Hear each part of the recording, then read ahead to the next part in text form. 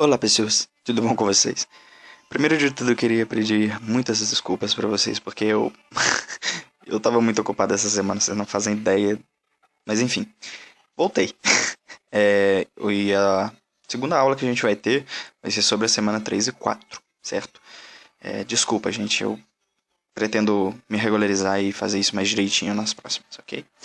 É, uma das questões que são levantadas no texto de vocês é sobre movimento social.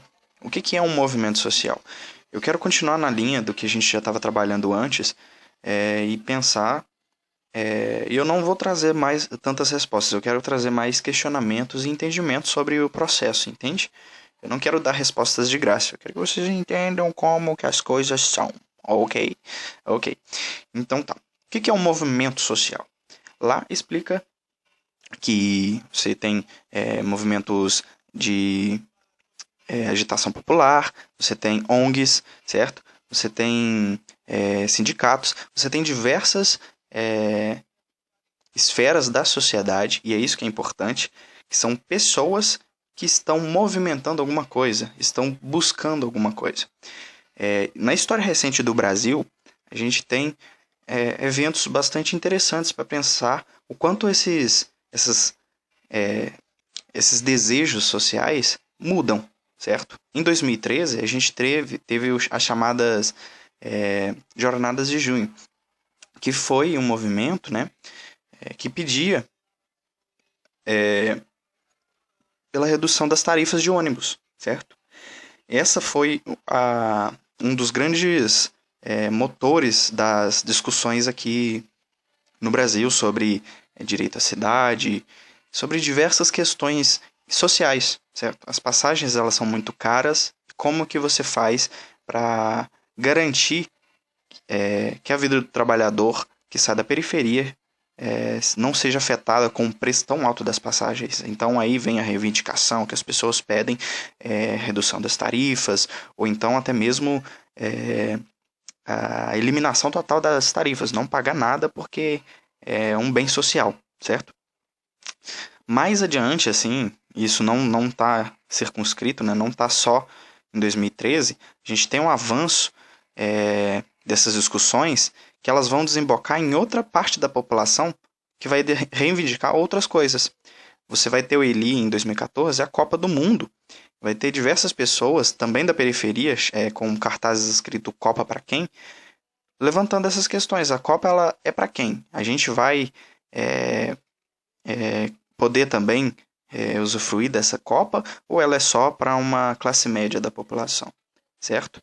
Só que os discursos, né, ou seja, as formas como a sociedade se movimenta em busca de mudanças, elas vão mudando de acordo com os seus protagonistas, né, de acordo com as pessoas que estão nesse movimento. Então a gente tinha em 2013 e até romper mais ou menos ali meados de 2014 um movimento que era popular, certo? Popular e periférico, que era, nossa, aqui não vai dar para escrever não, minha caneta tá muito grave. Mas enfim, era movimento popular e periférico.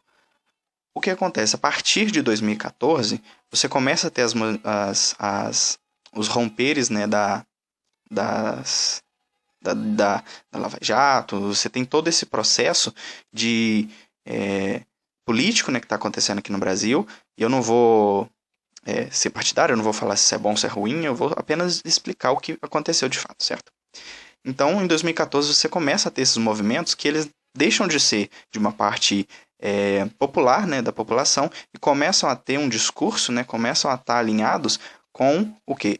Com uma classe média, certo? Se a gente fosse fazer uma estratigrafia, né, se a gente for dividir o Brasil, tecnicamente, a gente divide em classe A, B e C, e em outros casos até classe D, né, os paupérrimos, por assim dizer. Mas a classe A é a elite, né, os que mandam no mundo, por assim dizer. E a classe B é a classe média. E aqui, né, os pobres, por assim dizer. Então o que acontece? 2013, certo? Está mais condicionado a essa parcela dessa população. Já 2014, certo? Ela começa a ter os movimentos, né? As pessoas estão em busca de reivindicações por outras, com outros vieses, né? Com outros protagonistas. Não que os pobres também não estejam interessados na resolução da política que estava acontecendo naquele momento, mas a classe média, ela, isso aqui ficou até conhecido que é o Pacto da Fiesp, que é um centro, um movimento comercial lá em São Paulo muito conhecido, né, um coletivo comercial muito conhecido lá, e que tem como essa prerrogativa gastos, então você vem com outras questões, entende? Aqui era como essas pessoas iam ascender, iam chegar aos seus trabalhos, como que a população estava sendo mais pobre e estava sendo impactada com os aumentos das tarifas. Já em 2014 é mais um movimento contra a corrupção, né? Enfim, aí a gente avança em 2015, 2016. 2016 vai se dar o impeachment da Dilma Rousseff, né, a nossa ex-presidente. E o que acontece? Você tem, durante esse período, né, essa janela de tempo, vários movimentos que ficou conhecido como panelaço, né? Esse panelaço, ele vai desembocar, né? Lógico que não param de ter manifestações, você tem essas manifestações até o fim, né? Até o ato acontecer, até a deposição, né? Até o impeachment da Dilma. Mas esses movimentos políticos, eles eram documentados na televisão. Você ligava a televisão e passava no Jornal Nacional o panelaço que aconteceu dia tal, enfim. O que eu quero dizer com isso tudo? Um movimento social é um movimento político de pessoas que reivindicam coisas. Vou deixar mais claro. São pessoas que querem coisas, que se juntam a outras pessoas para fazer pressão aos políticos e à sociedade como um todo para ver se aquilo é atendido ou não. Entendeu? Então, a importância do movimento social vai nessa linha de pensamento, certo? Você pode, junto com seus colegas de sala, montar um movimento político que vocês organizem no sentido de propor, né? Propor mudanças em algum sentido que vocês acham interessante. Lógico que eu não estou propondo aqui uma revolução, eu não quero que vocês saiam por aí questionando qualquer coisa sem ter um embasamento. Mas eu quero que vocês entendam a importância desse movimento, certo? Um movimento de ir atrás de algo, um movimento no sentido de buscar uma mudança, certo? Isso vocês podem fazer, ok?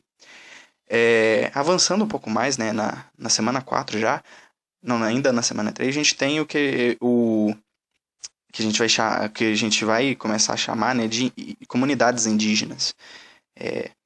Comunidades primárias, né, eram as pessoas que viviam aqui antes da invasão. As pessoas chamam de descobrimento, é mais uma invasão, né? O Brasil estava ali quietinho e do nada a gente invadiu e falou que era nosso. Assim, a gente não, né? Os portugueses, mas enfim. Uma coisa que eu quero levantar nesse tópico com vocês é a importância da comunidade indígena. Lá fala sobre a autodeterminação, certo? Autodeterminação. O que isso quer dizer? Quer dizer que essas comunidades sejam dotadas de poder para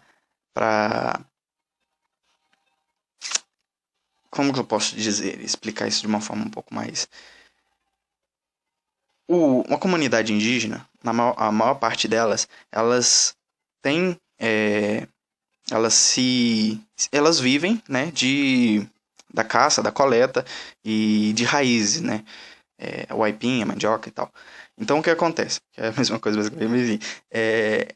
A autodeterminação dá a gente essa interpretação de que eles podem e eles têm a condição de viver por si, respeitando a sua cultura e a sua identidade, certo?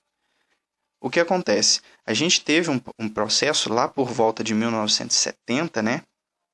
Que é ali quando está no auge da nossa da nossa ditadura militar, né, da ditadura no Brasil, e que a gente vê os mandos e desmandos. Você teve a Transamazônica, eu não sei onde exatamente fica, mas foi uma invasão das terras indígenas simplesmente para criar uma estrada que hoje em dia ela é totalmente abandonada pelo poder público, por assim dizer. O que eu quero dizer é o seguinte: a gente tem aqui nesse mapa aqui as áreas preservadas, né, as áreas de preservação permanente. Certo? E nessa outra área aqui são as áreas que estão condicionadas às as terras indígenas, né, que são demarcadas e que elas pertencem a esses povos. Você consegue perceber um certo padrão, certo? Um certo... como que eu posso dizer? Um match, né? Que é quando as coisas funcionam, tipo, se complementam. Você vê que elas têm uma certa similaridade. O que eu quero dizer com isso? As terras indígenas, as demarcações de terras indígenas são extremamente importantes para que você tenha a preservação da vegetação, né, das florestas, como que eu posso dizer isso? Fugiu a palavra. Mas a preservação da natureza como um todo, certo? Da vegetação nativa. Isso. Então, o que eu quero dizer? As comunidades indígenas, quando elas lutam pela autodeterminação, elas estão lutando por elas e também por nós. E também pelas futuras gerações. Porque é de suma importância, isso a gente vê, porque aqui assim, a gente tem os Andes, né? E grande parte, as pessoas chamam a Amazônia de o pulmão do mundo, não é bem um pulmão, né? Porque o pulmão, ele... Enfim, mas eu não quero entrar nessas questões, climatologia e tal, mas é muito importante para o próprio clima do Brasil, aqui do sul, a preservação, né? Até a nossa agricultura, ela depende muito da Amazônia, por assim dizer. Então a destruição dessas áreas, ela é nociva para nós como um todo. Mas você consegue perceber que onde há essas terras indígenas, há uma maior proteção das terras nativas, né? Das áreas nativas de plantas, né? Da vegetação realmente nativa. Não é à toa, porque essas comunidades, elas não veem a terra como um produto, elas veem como um meio de existência, certo? Então, para elas, é necessário e importante ter essa preservação, porque é disso que elas vivem, certo? Então, é de suma importância a gente começar a entender e ver se essas pautas, né, como elas se alinham com o que a gente deve procurar propor, do que a gente deve procurar proteger, que é a natureza, certo? Avançando um pouquinho mais, lá pela semana 4, a gente vai falar sobre os conflitos, né? Isso aqui foi a Guerra do Pacífico, né? E ela envolveu, né, basicamente, um conflito nessas regiões, onde o Chile ele anexou uma parte que era da Bolívia e uma parte que era do Peru. O que isso quer dizer? Quer dizer que, como lá mesmo no texto fala, a partir desse momento a Bolívia ela se torna isolada. Uma das grandes importâncias assim que você consegue, se você produz coisas aqui e você quer vender para, por exemplo, os Estados Unidos, você tendo uma saída para o mar é muito mais fácil. Você tem um porto, você leva para onde você quer. Você vai, sobe lá e leva para os Estados Unidos. Porém, quando você tem uma faixa de terra que te impede de acessar isso, a sua economia ela acaba ficando sujeita a como que eu posso dizer, a alianças, né, por exemplo, a passar a sua mercadoria, por exemplo, para o Peru ou até mesmo dentro desse território chileno, que agora é chileno, né, e para conseguir escoar a sua produção como um todo. Ou então ela fica condicionada a vender para os vizinhos próximos, porque ela não tem como fazer esse escoamento da produção. isso acaba fazendo com que a sua economia como um todo fique fragilizada e dependente de outros, entende? Nesse sentido aqui, quando a gente fala do México, né, dos Estados Unidos, a questão é um pouquinho mais diferente, porque no México e nos Estados Unidos a gente tem colonizações totalmente diferentes, né? Aqui você tem língua hispânica, né, uma linhagem hispânica, e aqui é anglo-saxônica. Acredito que seja isso mesmo. Mas é isso. Aqui eles falam inglês, aqui eles falam... Eles falam espanhol, ok? Então o que eu quero dizer com isso? No México, muitas pessoas vão para os Estados Unidos, não é só o México que faz isso. Os Estados Unidos, ele é conhecido pelo sonho americano, né?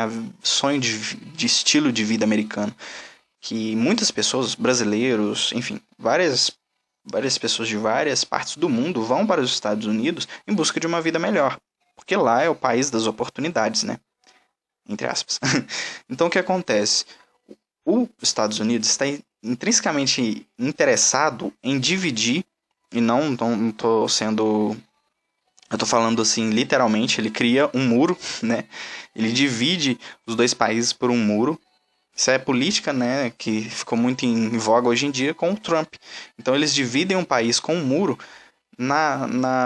com a desculpa de que essas pessoas estão indo para os Estados Unidos para roubar os empregos dos americanos e que essas pessoas que vão para lá são bandidos. O que na verdade é um processo, é um preconceito, né, uma xenofobia, como a gente já havia falado antes.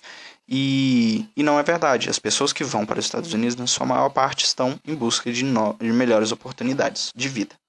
Certo? Quando a gente vem para o Brasil, pensar o Brasil, a gente começa a pensar, por exemplo, que teve conflitos, né, entre o exército brasileiro. Ele foi mandado para a fronteira com a Venezuela. E recentemente a gente teve até um ensaio militar. Caso a Venezuela fosse invadir o Brasil, a gente teve um ensaio militar de como a gente responderia isso. Isso, politicamente, isso pode ser, pra gente pode, o Brasil está desenvolvendo o seu exército. Mas isso, politicamente, passa uma mensagem muito errada. Porque o Brasil sempre foi um país de cooperação, independente da ideologia do país, certo? E do nada ele começa a querer brigar. Isso não é benéfico nem pra gente, nem pra eles, certo? Muitas pessoas estão tentando sair da Venezuela e ingressar no Brasil exatamente como o mexicano quer fazer para ir para os Estados Unidos. Só que vir para o Brasil partindo da Venezuela é muito mais fácil, certo?